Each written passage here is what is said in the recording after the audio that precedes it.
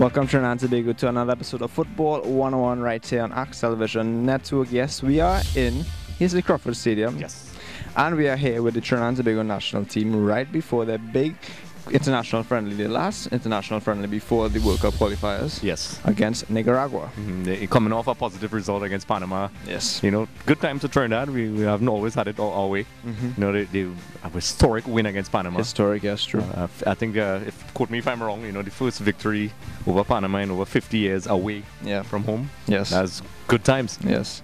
A great times here for Trinidad and Tobago. So Football 101, we're here at the training session. We're going to see if we could probably talk to some of the guys, maybe some of the players as well, and see what they say, how they feel in the upcoming match. This is Football 101. Stay tuned. We have a great episode here for you. I'm Joshua Matos. This is Andre Bocaud. And this is Football 101. Bringing the field to your home. I am Yohance Marshall, Trinidad and Tobago central defender, play for Lagos FC, and you're watching Football 101.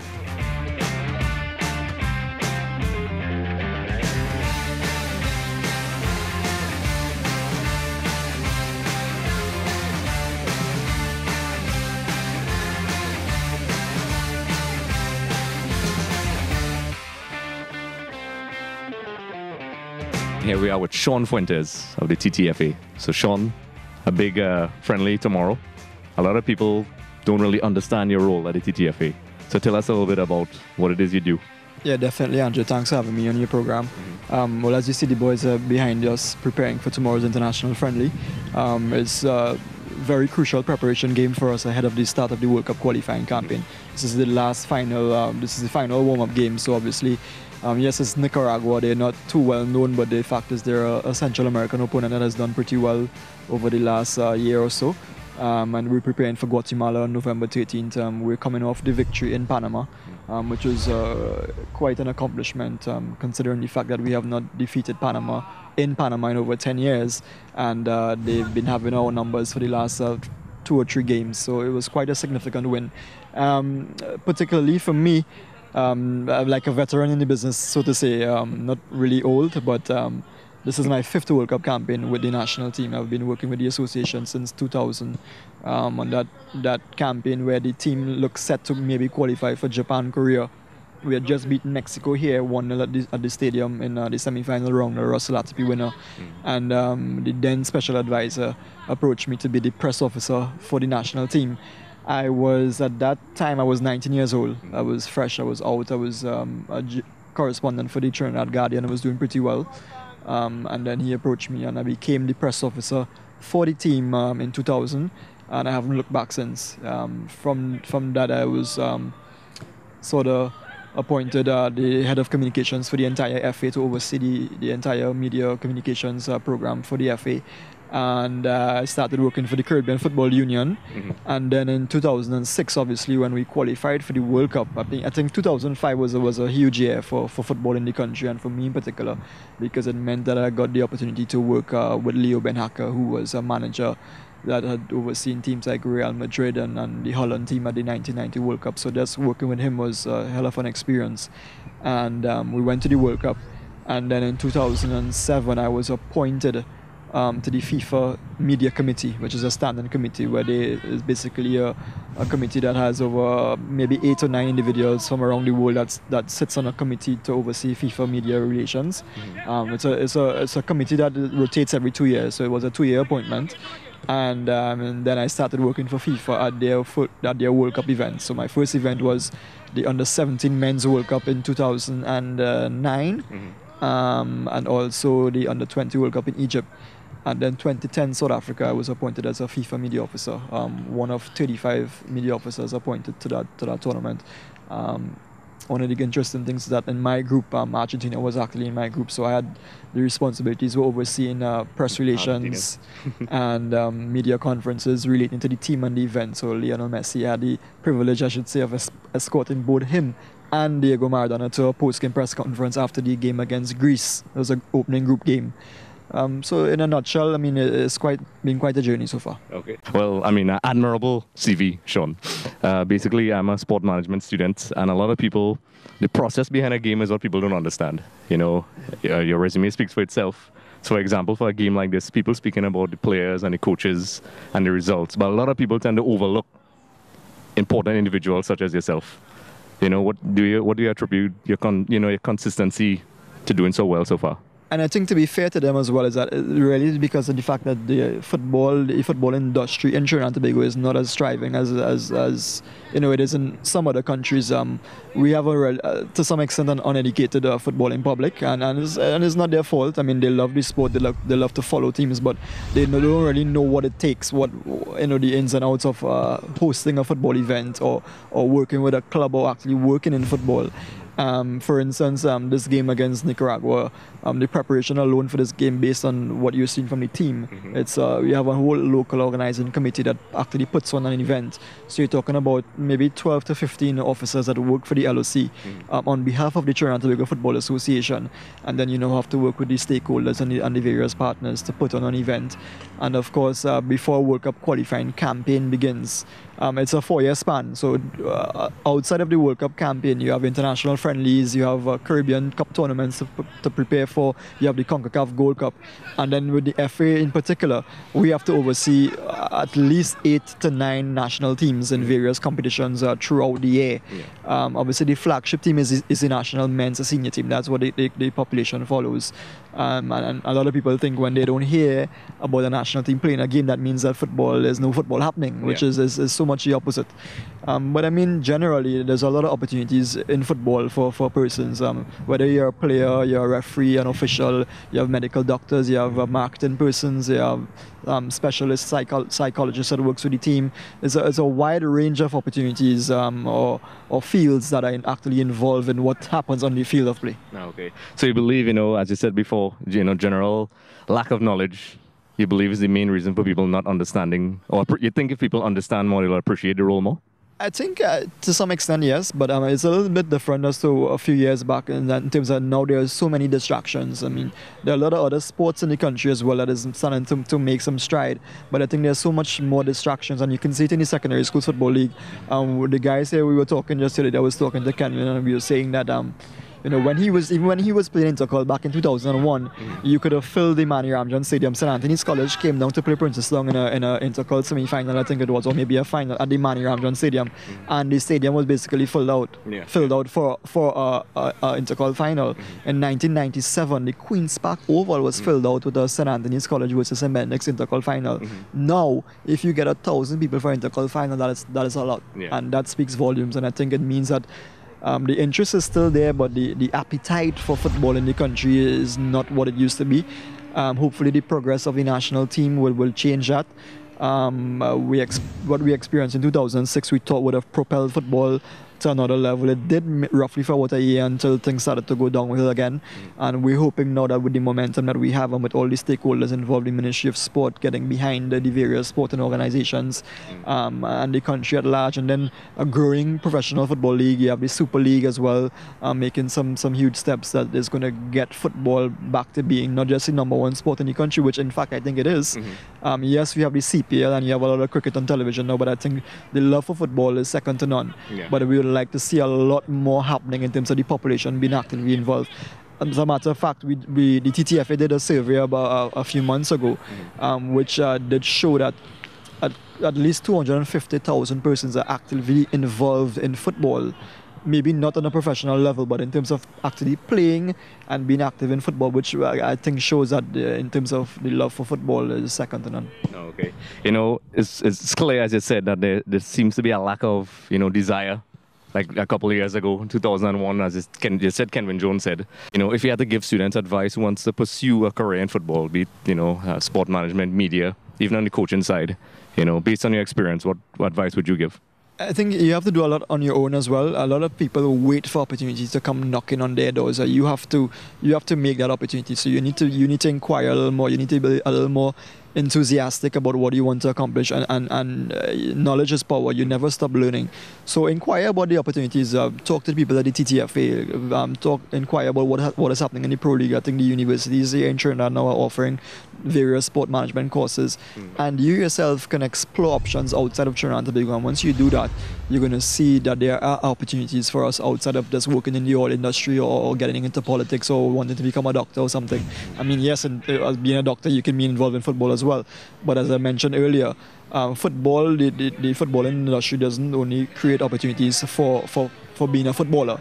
You can be a manager, you can be a sports doctor, you can be the equipment manager, you can be a physiotherapist, you can be a marketing agent, you can be a player agent. A lot of opportunities in football. Okay. We are with the national team manager, Mr. William Wallace. How are you today? I'm fine. Pleasant good evening to Trinidad and Tobago. Okay. So a lot of people don't understand the role of what the manager of a football team does. The team, maybe you could explain to us a little bit. You can probably take all evening doing that. Yeah. So for now, that's the man with all the headache. The guy with all the headache. So, in the preparations for games like this, the team has been doing well. The coaches get credit, the players get some of the credit. But there's a lot of hardworking staff like yourself, Shaun, the medical staff. What is it like to prepare just for this game? Definitely. It's a combination of every single person doing what they are supposed to do to have a happy bunch of players. So for example, we have to put them in a hotel. I have to make sure I put them in a hotel. I have to make sure they are happy. I have to make sure that the food is fine. If we have traveling to do, that all the traveling arrangements are in place to take the pressure off of the players and off of the coach. Anything off the field of play, the manager has to deal with. Okay. In terms of resources, everybody, it's public knowledge, that the resources required are not fully there. If you had to identify a few things that would make things optimal, if you had to highlight a few things, what would you say? Actually, money. Yeah. Just getting funding. Straight to the point, money. At this point in time, the funding is extremely limited. We are actually working on sometimes personal money to carry this national team. It's been extremely difficult. And, we have been making the appeal to corporate Trinidad and Tobago to come on board, talk with us. You decide how you want to help. I made the point that you don't have to help in the traditional ways by giving money to the association if you don't think that you want to do that. But you can pay for services. There are service providers. We have hotels to pay for. We travel. We have airline tickets. Come on board and you can pay directly to service providers. Okay. So if these people have to contact you, do they contact you straight at the TTFA office? Yes, they can call me direct, quality TTFA office. They can get a number there and they can contact me direct. We are in the process of setting up a special bank account where we have signatories outside of the Trinidad and Tobago Football Association. So persons' monies can go into that. We also would have publish monies collected, publish monies expended, so that the public will be quite aware of what is happening with that money.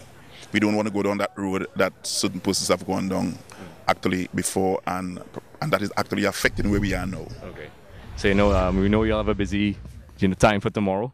We know time is short. We'd love to have a more in-depth interview with you. So thanks again, Mr. Wallace, and we hope you get the resources you need. If you have any parting words. Thank you very much, and I appeal to Trinidad and Tobago. Please come out tomorrow to the game. It's very important that you come out and support us. This is your chance to support that. We have been appealing to corporate Trinidad and Tobago. This is your chance to come out and fill the stadium and contribute to the development of our young people, our young athletes in Trinidad and Tobago. Thank you. Here we are with national team starter Andre Bocaud. Am I pronouncing it correctly? Yes. Trinidad has been doing well in recent times. We have a big game against Nicaragua tomorrow. A positive result against Panama. We made some history. So how are the preparations going? The preparations are going well. As you can see, we went to Panama and got a great result. I thought it was a good away performance. I know we was under a little bit of pressure, but I think that's going to happen when you play away from home. Teams are going to have a lot of possession of the ball. But to be fair to us, we created a lot of chances and we scored 2 goals and went away with 2-1 winners. Sorry. The general consensus is that playing those games in Central America and away from home is what Trinidad needed. Did it benefit the team as a whole? Do you think so? Yeah, I think so, because the opponents that we're going to be coming up against like next month and so is similar. So I think it was good preparation for us, and I believe if we continue to focus and concentrate and do what we've been doing, I think we'll be fine. Okay. On a lighter note, this is an off-topic question. We all football fans here. Who's your favorite team? Well, I'm for Trinidad and Tobago. Well, club team. Obviously, my club team is Tottenham. I was raised in North London, just right around the corner from White Hart Lane. So I support Tottenham, but they're not doing too great at the moment. So Pochettino will get them all of that. Yeah, I hope so. Okay, well, good luck in the game tomorrow. It was a pleasure having you, and we hope to have some more interviews with you. Thanks, Andre. Cheers. Okay. And here we have Yohance Marshall. So Trinidad has a lot of good results in the last couple of weeks. I've been with Stephen Hart taking over. We've seen some progression with the team, good results. What do you attribute that to? I think the team is playing for the coach, and the coach is working hard for the team. So I think we are complementing each other right now. Okay, you know, a very positive Gold Cup performance, a very positive result against Panama. You all made history. You know, it's been a while since we had some positive results. So, you know, what do you attribute that to, in addition to the camaraderie, you know? I think the hard work. I think we've been putting in a lot of work, what the public and the media hasn't been seeing. And I think we're playing same thing for each other and just our hard work behind the scenes. So that's resulting on the performances on the field. Okay. Well, you know, this is a more light-hearted question. You know, we're all football fans. So who's your favorite football team? Besides Trinidad Tobago. Club or country? Either one. Real Madrid. I'm a Real Madrid. Oh, you're a Madrid fan. Oh, okay. Well, you know you all have an important game tomorrow against Nicaragua. So, you know, Football 101 would like to wish you guys good luck. If you have any parting words you want to shout out to the fans.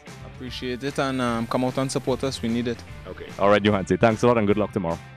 You're a football fan, obviously. If you had to state off the top of your head, who's your favorite team? Who do you follow? Who is it? Besides Trinidad Tobago. I've always followed Argentina. Oh, yeah. Yeah. Very good choice. I'm Argentina. I think a lot of us grew up following England as well. They're not one of my favorite teams, but because of the history that England comes with, you tend to always have a soft spot for the English team. But I think Argentina would be my team. Okay, very good choice. I sanction that. Argentina is my team, as everybody knows. Also, you know, with all the experience working with the federation, you know, you met a lot of personalities. You know, I mean, you just said you met Messi and guys. If you had to put someone or pick someone that stood out to you the most, who would you pick? Well, I would go with Dwight York, because I worked very closely with him as actually like his press manager during the 2006 campaign, because I mean he was the man of the moment with the team when we were in Germany in that whole World Cup effort. And having to manage his press relations was an experience for me. People like Russell Atterby and Shaka Sub, these are guys that I've worked very closely with at a very tender age as well. So to me, I think no amount of money could pay for those experiences. When I was like 13 years old, I had the privilege of winning a local football quiz hosted by one of the local radio stations. That was back in 1994. Brian Lara was on his way to breaking the 365. Trinidad and Tobago played Martinique in a Caribbean Cup final here at the Queen's Park Oval. And I won a competition to spend the day with Pele here in Trinidad. I was, let me see, I was 13 years at the time. And here it was maybe 8 years later, I was actually working in an event with Pele after I graduated to being head of communications with the FA. So I think Pele as well is somebody that I would always, he'd always be high on my bar. Okay, wow. At what age did you meet Pele again? At age 14. Okay, at 14 years old? Yeah, 13 years old. Yes. Okay, at 13 years old, meeting Pele, you know, from the likes of meeting Messi, going to all these World Cups. For a football fan, you know, it must have been an amazing experience. I think mine, for instance, is believing in dreams. I think I've always I've had that passion from a very young age. It has not been an easy journey because, as you can see, football in the country, we've had our highlights and we've had our down times as well. We have an association which has struggled to really get back on its own footing, but it has labored on. It has made all the efforts to ensure that football remains alive in the country, and it's an ongoing process that we all, there are some bad days, but we all very much committed to the task of getting football back to where it belongs and ensuring that there's a level of proper organization and transparency that the country wants in order to see football grow from here. Okay. You know, as you said before, there were highs and lows, and, you know, now that the team is doing well, they have highs and lows. We're on a high right now. You know, you must feel vindicated that, you know, you're stuck with the team. You know, how do you feel about that? Yeah, I think definitely. I mean, even back in 2003 around there, I had visited England with a local youth team, the St. Anne's Rangers. They were superstar Rangers at the time. Oh, yeah. They took their youth team to play against the likes of Northampton Town, Wrexham and Aston Villa. And I spent a couple of days at Northampton Town. That was 2002, so I was 21 years at the time. And the club, in fact, offered me the press officer position because I think maybe they saw something, and they offered me the full-time press officer position. And I had discussions with my superiors in Trinidad at the time, and they told me to go ahead to make a decision. And I decided I wanted to come back home and continue working with Trinidad, and it paid off because, I mean, going to a World Cup with your country, I mean, there's nothing better than that. Yes, yes. So, Shaun, you know, it's always a pleasure. You know, it's an honor having you on the show.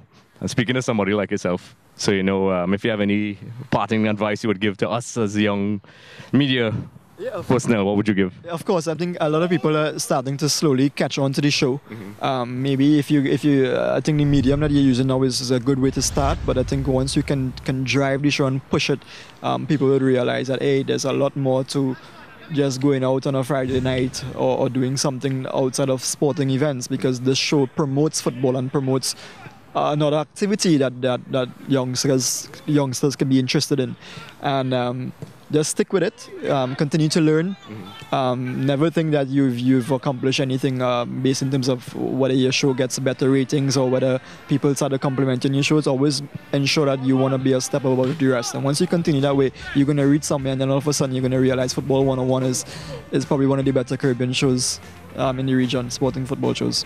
Sound advice there. So Shaun, thanks again, and we look forward to having many more interviews with you. Okay, Shaun, thanks.